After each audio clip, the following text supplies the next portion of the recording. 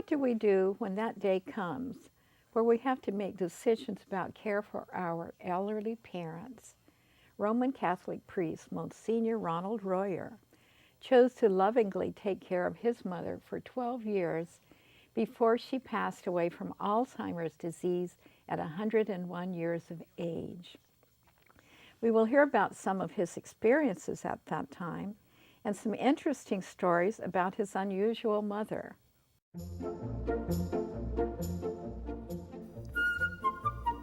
Welcome to The Better Part, a program that encompasses a diverse spectrum of topics important to our community, which we hope will both inform and entertain you. We invite you to sit back and enjoy the program.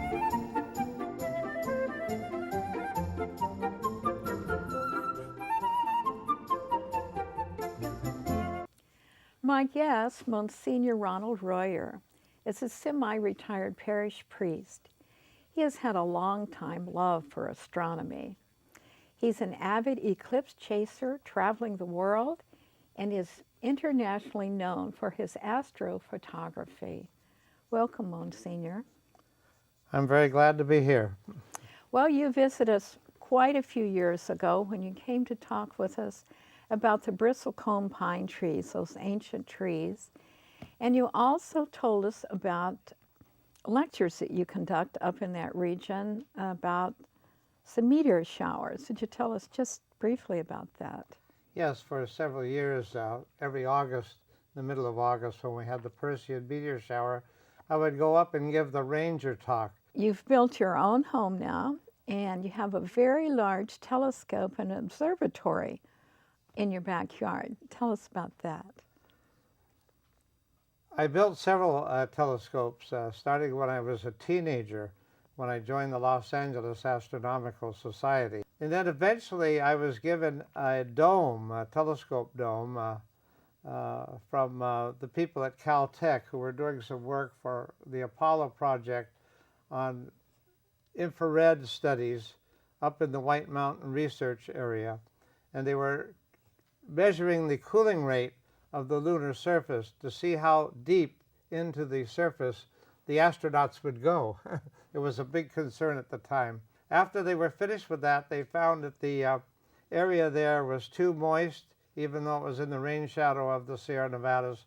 So the next step that they went to was to develop the IRIS satellite. They went to satellites for this type of infrared and ultraviolet research, which has worked out better. I got the dome. You're a real California boy. Tell us about your early studies and so forth. I was born in Santa Monica, and we moved quite a bit. When Pearl Harbor occurred, we moved down into the Long Beach area and San Pedro area. So you had all your education down there, your seminary training, and your entire career was in Southern California, was it not? That's correct, yes. Uh-huh. And I think you served 26 years in your last parish. That's correct, and in Lakewood. were honored with the title of Monsignor. That's correct. At that time. And you had quite a few interesting things happen throughout those years. There was one about the woman who was in the car wreck on a scaffold. Yes, that was in Pico Rivera too.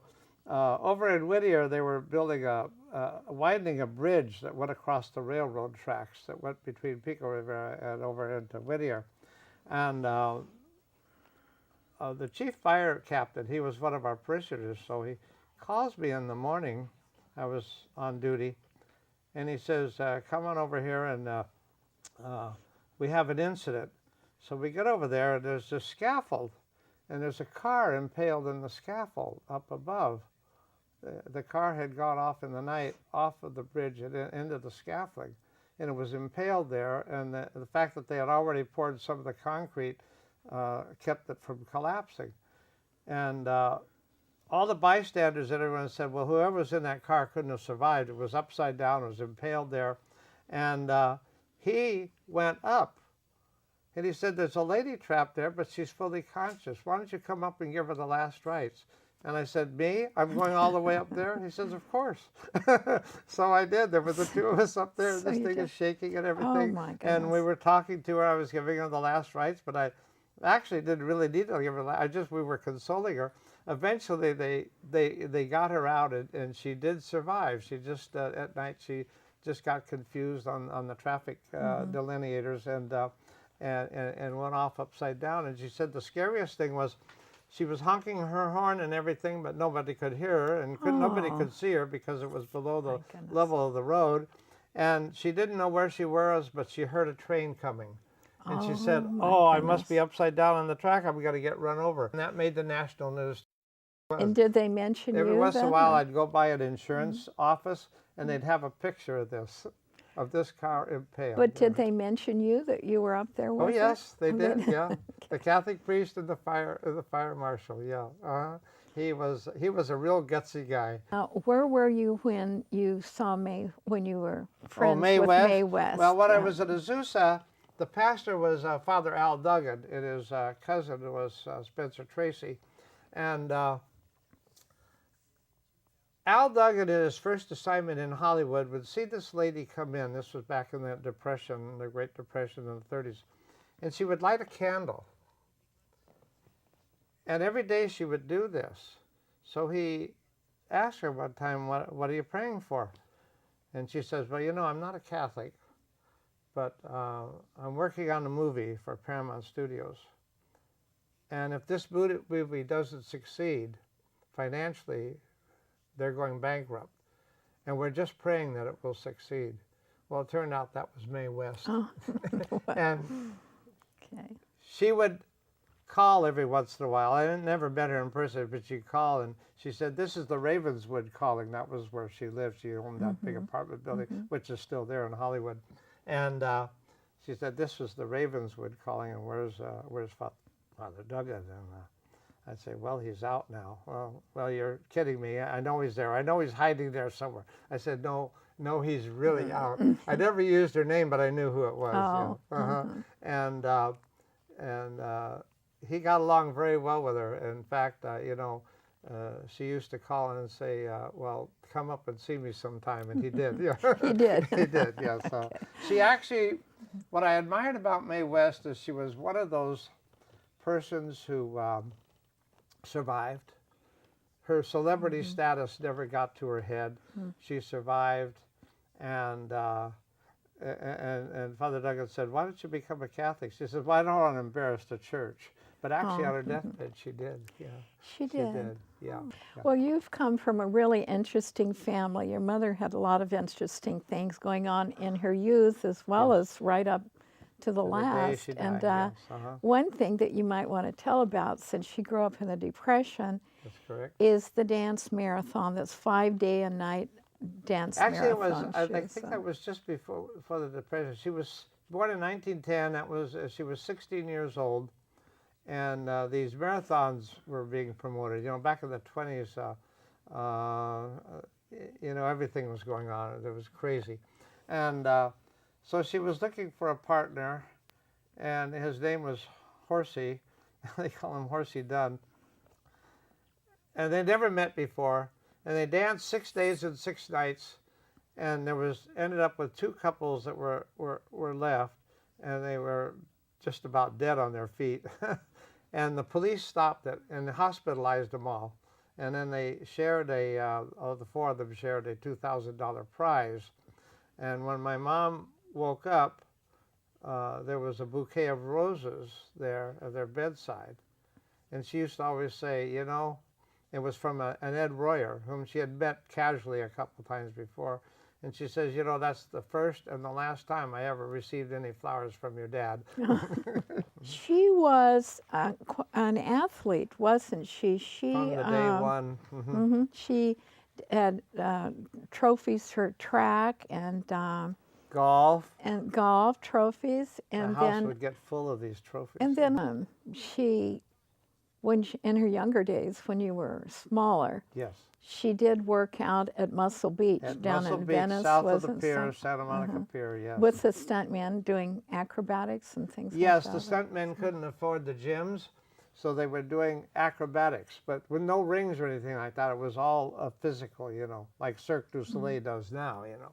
And I thought they were crazy, but during the Depression, it cost us nothing to go down to the beach. They would always try to get me on the top of these pyramids, these human pyramids, and I always, I'd go hide in the ocean. I feared the ocean less than falling down off of these things, and I thought they were crazy. Of course, the time now, that was a famous institution. It's one of the beginnings. There's a plaque there in Santa Monica. It was the beginning of the personal physical fitness, Really? movement, and it's credited as being begun at Muscle Beach in Santa Monica. Yeah. Well, she was a great swimmer, and she and your dad moved to Leisure World, and she Right. was their paid lifeguard for 25 years. 25 years, and she rescued how many people? A lot of people? A couple dozen, I think. Oh. They finally made her retire, and then also she retired from the synchronized swimming, which for 22 years she never missed a show, and she was the star of most of the shows because of her hearing. To hear underwater, the underwater speakers in order to synchronize. You know. I see. But they had the synchronized swimming, and she was very, very famous for that. I So she was remember one about, day- was she about 85 when she stopped being the lifeguard there? Yeah, she stopped when she was 85 years of age. That's right. As far as we know, she was the oldest certified woman lifeguard in the United States, as far as we know. Yeah. Yeah.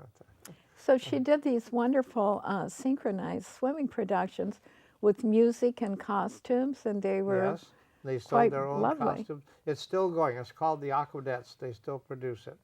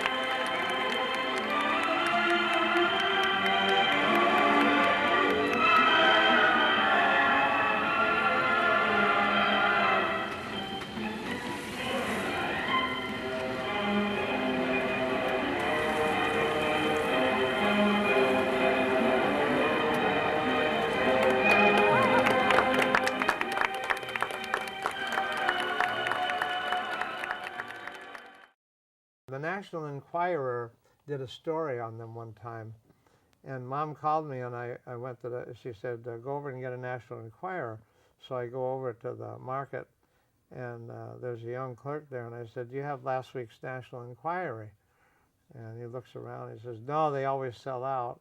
And he says, why? I said, well, my mom is featured in that. And he looks at me and he says, if my mom were featured in that rag, I would never tell anybody.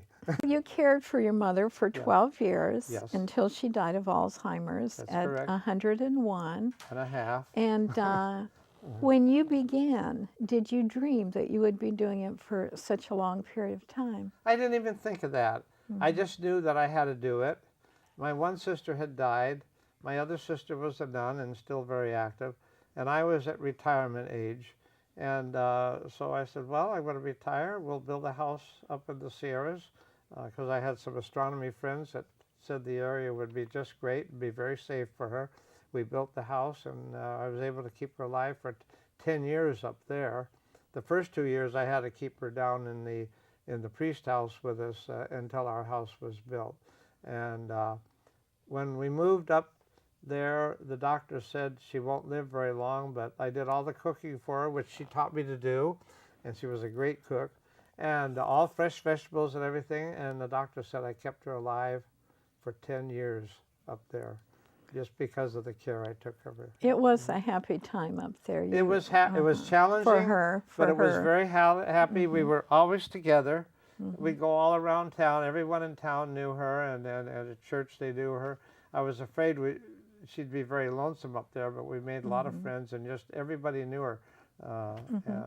Well, did things change after a while? Did the effort become more difficult? Yes. Her first few years she improved, and then she went downhill again with the senile dementia, which at the very end turned into Alzheimer's, and that's what really just stopped it. She just stopped eating, and her body just quit. I mean, did you have anyone helping you at that time? Yes, I had. Even when she was at Leisure World toward the end there, I had part-time caretakers, but I was the primary caretaker all that time. Yeah, and it worked. And now that I look back, I'm very, very happy about that. People would tell me that their memory of us together all the time was there is a loving son who takes care of his mother. And the way they would tell me that a lot of times was, I wonder who's going to take care of me. You know, people, we all worry about that. Describe a typical day for the two of you together.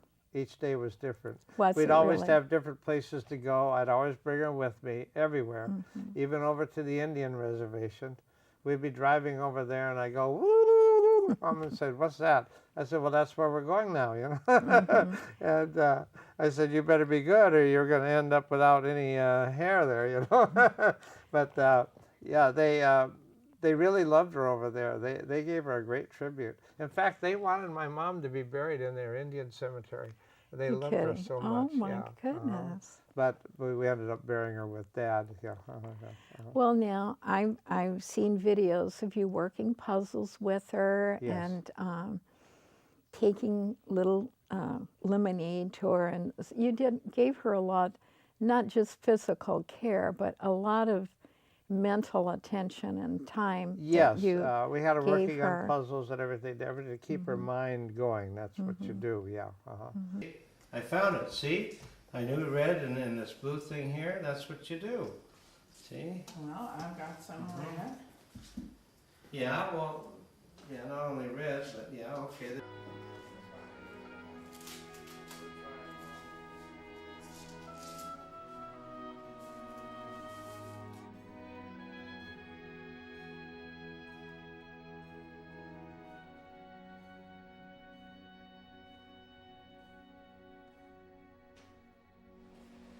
How you doing there, Mom?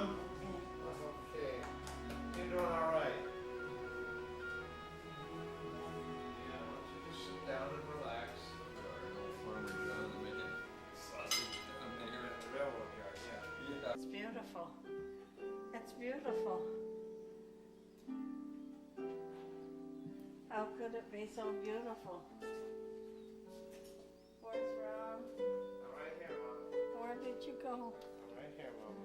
There's Steve. Look at the pictures, Mama. Aren't they beautiful? They're pretty nice, Mama. That's my head. This is Mama's wedding picture. Look at right there. That's right. And there's my head. That's right. And Very there's nice, Mama. there's my son and my daughter and me. That's right, Mama. Oh my God. It's not possible. Not possible. And we had an exercise bike that even till just before the final hospitalization in the nursing home that I had to put her in at the end, she was able to ride that bike. I built a swimming pool for her, of course, because she was a great championship swimmer. She swam in that for a couple of years. There again, she knew her limitations. She was afraid she was getting in and out. She was getting very weak in the legs and everything. And so there again, she says, "No more swimming for me." So I'd go swimming, and she would sit there. And I said, "Now, Mom, you're my lifeguard," as if she could help me. But anyway, that made her feel good. Yes. I don't want to go in. I know you don't. I don't want to go in either. Huh? But we have to, Mama. What? We have to. We have to go in, Mama. Oh my God, it's It's cold. cold. Oh. It's cold. It's warm for me. After you come out and you get back in, it's warm. Oh my, Come oh on, my Mom. God, I gotta it's get cold. back in. I gotta get in. It's funny. Now I'm warm. It's cold. Come on. Here we go. It's cold. Come on. Just scream, Mama. Just scream. Oh, there you go, Mama. Oh, my God, it's cold. Oh, It's cold. that's good. Come on. That's, Oh, it's cold. oh, Cold. oh, Get out of here. oh, here we go. There she goes. There she goes. Whoa. There she goes. Come on, let's go to the other end. I'll race you. I'll race you. Let's go. Did you feel the shark? Yes, and I didn't like it. Get Why out not? of my way. Oh boy, she's getting mean. What was the most difficult part during that time of caring for her? Because we all know it's not easy. Toward the end, when I had to get her in and out of the wheelchair, see, we built our house completely to handicap code, 1 story, no steps. And then toward the end, I had to even move her around in the house in the wheelchair. Her legs just wouldn't support her anymore. Those last few months were the hardest on me. And right now I'm nursing a sore shoulder from the times I had to lift her alone when the caretaker wasn't there and things like that. That was very, very difficult. And then she was pretty well out of it. She didn't realize really what was going on. Most of the time she didn't know who I was. She only knew when I wasn't there, if I'd step outside or something like that. And she really was terrified of being left alone, and we really didn't leave her alone hardly at all. You know. Well, that's one of the things to consider when we're taking care of these people we love is we do get hurt sometimes trying to lift them and so forth. Yes, and so. it's very difficult. It is, yes. Well, did you ever wonder what you'd gotten yourself into? I didn't think about it. I thought I had to do it. And I loved my parents. My parents were just so great for me and everything. I just loved them. Yeah. Well, you must have counseled many people during your career about what to do with their parents and how to cope with them. What kinds of advice can you give to people about making choices? Always involve them in the family. I think the young people have a lot to learn from their grandparents and to keep them within the family. Unfortunately, nowadays, that doesn't seem to be happening. And I think the young people are losing out on an awful lot. I agree with you. When I brought my mother to live with me, I tried to integrate her into my life, you know. Yes. And I wish I had just sat with her and talked about, you know, her parents, her old days, and given her that pleasure instead of trying to make her hit the pace that I was hitting, and it might have given me a lot more too. So those are things that can be taught to people who are making these decisions. I just There's a lot to talking gain. to my grandparents all the time, and I just love to talk to them, and you learn so much wisdom. I mean, there's 2 ways of handling life. Either you learn the hard way by not listening to anybody else, or you listen to people who have been there, done that, you know. Well, if you sum up your entire experience of taking care of your mother those 12 years, what will you say to us? You'll be richly rewarded for all the care that you shower upon them. Sure, it's a challenge, but I tell you, once they're gone, the thing you would most regret is that you didn't spend more time with your elderly parents or people that you're taking care of. A funny thing develops there. When I was taking care of Mom toward the end, it was like take care of a child. She couldn't really do much of anything for herself. And I thought, well, once she dies and she's gone, I'll be free. It doesn't work that way. It was, I had gotten into such a routine of caring for her that when she was gone, I didn't feel free at all. I felt real loss. I mean, real deep loss, which I still feel today. Thank you for coming to Well, tell you're us certainly about your welcome. mother. Okay, It's been all right, a pleasure. thank you. Look at the water there.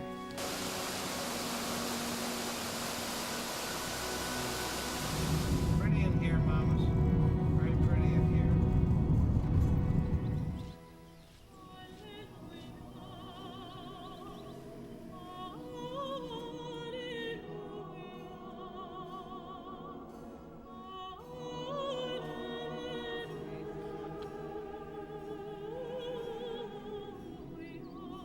You want this one? Yeah, it's easier.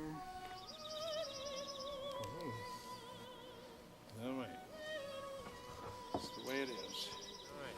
Well, remember when we used to go to Sequoia and the giant forest? Well, now you're in the mini giant forest.